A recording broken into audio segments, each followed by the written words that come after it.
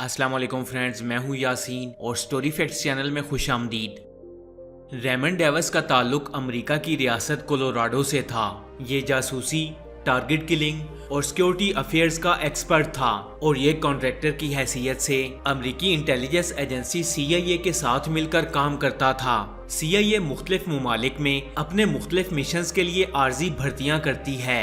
America की मुख्तलिफ private security एजेंसियां और जासूसी कंपनियां CIA को आर्जी मुलाजमीन फराहम करती हैं और ये मुलाजमीन प्राइवेट कंपनियों के पे रोल पर होते हैं। CIA इन कंपनियों को काम देती है और ये कंपनियां रेमंड डेविस जैसे मुलाजमीन को अपना मिशन सौंप देती हैं और यही लोग कॉन्ट्रैक्टर्स कहलाते हैं। अमेरिका को 2 मई 2011 के ऑपरेशन से कबल उसामा बिन लादेन की पाकिस्तान में मौजूदगी की भनक पड़ चुकी थी। चनाचे CIA ने हजारों की तादाद में प्राइवेट कॉन्ट्रैक्टर्स भर्ती किए और इन कॉन्ट्रैक्टर्स के अमेरिका में मौजूद पाकिस्तानी सफीर हुसैन हक्कानी से वीजे लगवाए और ये कॉन्ट्रैक्टर्स पाकिस्तान के मुख्तलिफ शहरों में फैला दिए गए। 2010 और 11 में सिर्फ इस्लामाबाद के अंदर 1000 से ज्यादा CIA के कॉन्ट्रैक्टर्स मौजूद थे।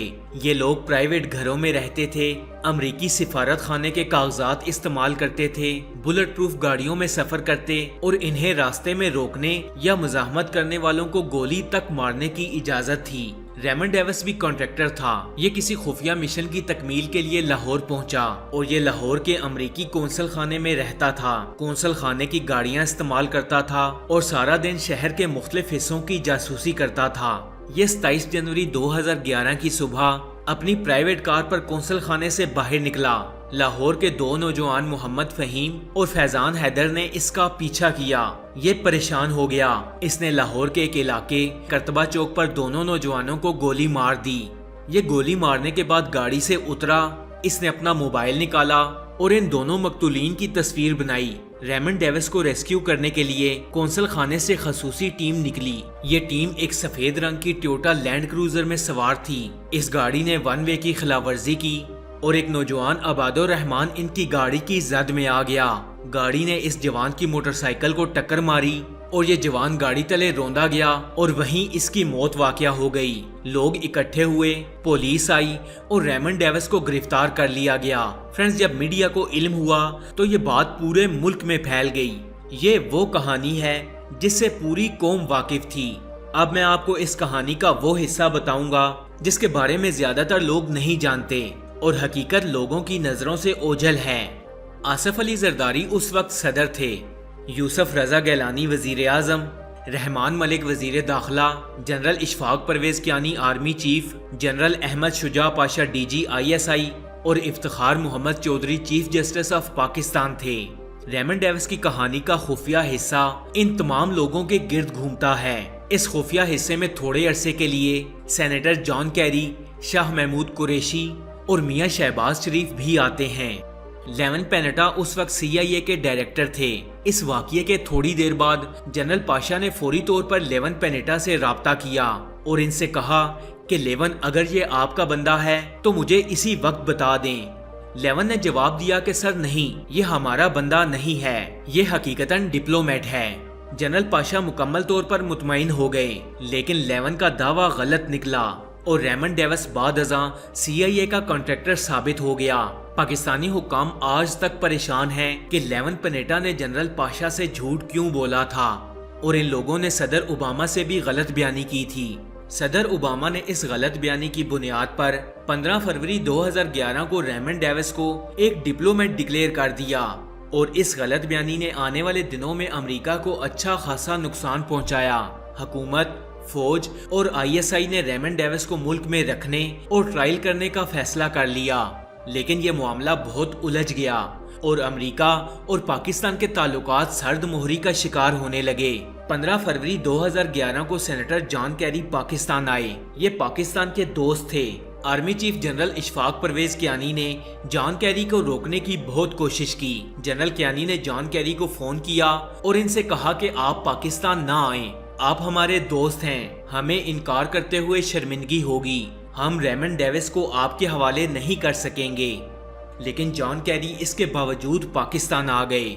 ये पहले लाहौर गए, मियां नवाज शरीफ से मुलाकात की और फिर जॉन कैरी इस्लामाबाद आ गए और शाह महमूद कुरैशी से राब्ता किया।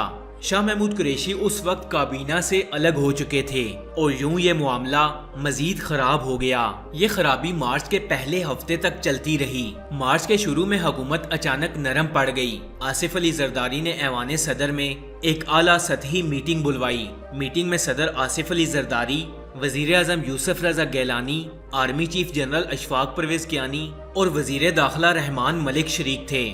جنرل کیانی اور جنرل پاشا جب بھی اس قسم کی میٹنگ میں جاتے تھے تو یہ پوری میٹنگ میں خاموش بیٹھے رہتے۔ یہ دونوں اس بار بھی فیصلہ کر کے گئے تھے کہ ہم کسی صورت بھی منہ سے ایک لفظ بھی نہیں نکالیں گے۔ جب میٹنگ شروع ہوئی تو صدر نے اعلان کیا کہ ریمنڈ ڈیوس پاکستان اور امریکہ کے تعلقات سے بڑا نہیں، لہٰذا ہم نے اس سے جان چھڑانے کا فیصلہ کر لیا ہے۔ اس کے بعد آصف علی زرداری جنرل کیانی سے مخاطب ہوئے اور کہا کہ آپ جنرل پاشا سے کہیں کہ یہ ہماری اس معاملے میں مدد کریں۔ جنرل کیانی نے جنرل پاشا کی طرف دیکھا اور دونوں خاموش رہے۔ وزیر داخلہ رحمان ملک نے ہاتھ اٹھایا اور کہا جناب صدر آپ یہ ٹاسک مجھے دے سکتے ہیں، تو صدر نے فوراً جواب دیا کہ رحمان نہیں، یہ تمہارے بس کی بات نہیں، یہ کام جنرل پاشا کو کرنے دو۔ آصف علی زرداری نے دوبارہ جنرل کیانی سے کہا آپ جنرل پاشا کو کہیں یہ ہماری مدد کریں۔ جنرل کیانی نے جنرل پاشا کی طرف دیکھا اور انہیں بولنے کا اشارہ کر دیا۔ جنرل پاشا نے کہا سر ہمارے پاس اس مسئلے کا ایک حل موجود ہے، مگر مسئلہ حل نہیں، اس حل کی اونرشپ ہے۔ جنرل پاشا کا کہنا تھا کہ ریمنڈ ڈیوس جب رہا ہوگا تو ملک میں کوحرام برپا ہو جائے گا، تو اس وقت بدنامی کا یہ ڈھول کس کے گلے میں پڑے گا، یہ بات زیادہ اہم ہے۔ صدر نے فوراً جواب دیا کہ حکومت ریمنڈ ڈیوس کی رہائی کے اگلے دن ایک پریس کانفرنس کرے گی اور ہم اس پریس کانفرنس کے ذریعے یہ ذمہ داری اپنے سر اٹھا لیں گے، لہٰذا آپ یہ فکر نہ کریں، آپ بس ہمارا یہ کام کر دیں۔ میٹنگ میں فیصلہ ہوا کہ لواحقین کو خون بہا دے کر راضی کیا جائے گا اور یہ ملزم کو معاف کر دیں گے۔ میٹنگ میں یہ بھی فیصلہ ہوا کہ جنرل پاشا تمام بڑے سیاسی لیڈروں سے ملیں گے اور یہ انہیں ریمنڈ ڈیوس کی رہائی کے لیے قائل کریں گے۔ یہ بھی فیصلہ ہوا کہ general Pasha chief justice Iftikhar Muhammad Chaudhry کو بھی ہماری مدد کے لیے تیار کریں گے۔ جنرل پاشا نے تینوں ذمہ داریاں اٹھا لیں۔ جنرل پاشا نے اس کے بعد تمام سیاسی لیڈروں سے ملاقات کی۔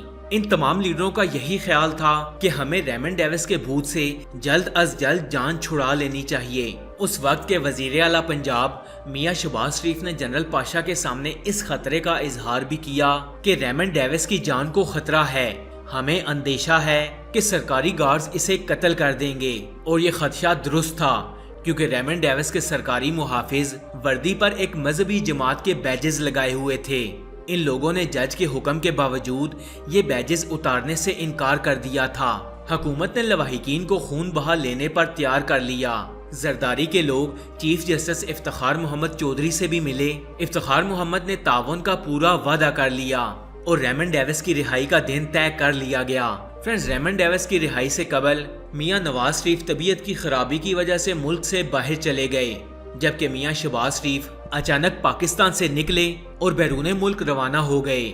وزیر اعظم یوسف رضا گیلانی نے خفیہ فنڈ سے جنرل پاشا کو خون بہا کی رقم ٹرانسفر کی اور جنرل پاشا نے رقم لواحقین کو ادا کر دی۔ 16 مارچ کے دن امریکی سفیر کیمرون منٹر خصوصی طیارہ لے کر لاہور چلے گئے اور جنرل پاشا اس وقت اسلام آباد میں تھے اور کیمرون لاہور سے مسلسل جنرل پاشا کے ساتھ رابطے میں تھے۔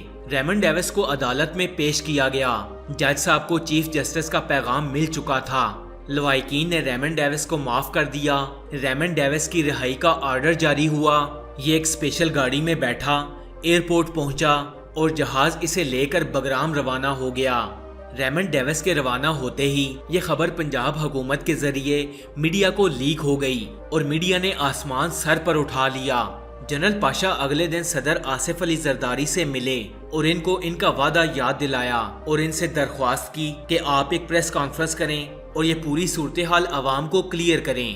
صدر آصف علی زرداری نے ہنس کر جواب دیا کہ جنرل صاحب چھوڑیے، رات گئی بات گئی، یہ معاملہ جب سب کے گلے پڑ رہا ہے تو ہمیں اسپیشل بےعزتی کرانے کی کیا ضرورت ہے؟ جب سب مل کر بھگت رہے ہیں تو بھگتنے دیں۔ جنرل پاشا نے کافی عرصے بعد اپنے ایک ساتھی کو یہ واقعہ سنایا اور اس سے کہا کہ لوگ مجھ سے پوچھتے ہیں کہ آپ عوامی مینڈیٹ کا احترام کیوں نہیں کرتے۔ میں ان لوگوں کو کیسے بتاؤں کہ میں یہ سب کچھ دیکھنے کے بعد ان کا احترام کیسے کروں۔ فرینڈز، آپ کو یہ ویڈیو کیسی لگی؟ کمنٹس باکس میں اپنی قیمتی رائے سے ضرور آگاہ کیجیے گا۔ ایسی اور انفارمیٹیو ویڈیوز دیکھنے کے لیے اسٹوری فیکٹس چینل کو سبسکرائب کر لیں اور ساتھ میں لگے بیل آئیکن کو بھی پریس کریں تاکہ مزید آنے والی ایسی انفارمیٹیو ویڈیوز کا نوٹیفیکیشن آپ کو مل سکے۔ میں ملوں گا آپ سے اگلی ویڈیو میں، تب تک کے لیے اللہ حافظ۔